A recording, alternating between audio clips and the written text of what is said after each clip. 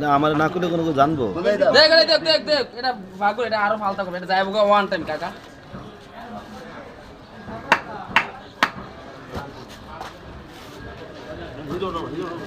নদীর বড় হাউস মাছ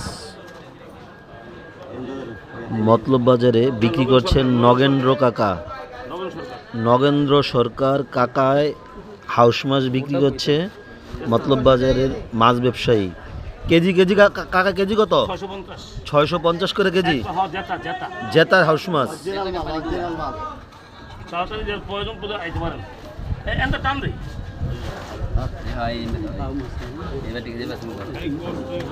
মানে কেউ চাইলে আধা কেজিও কিনতে পারবো নাকি?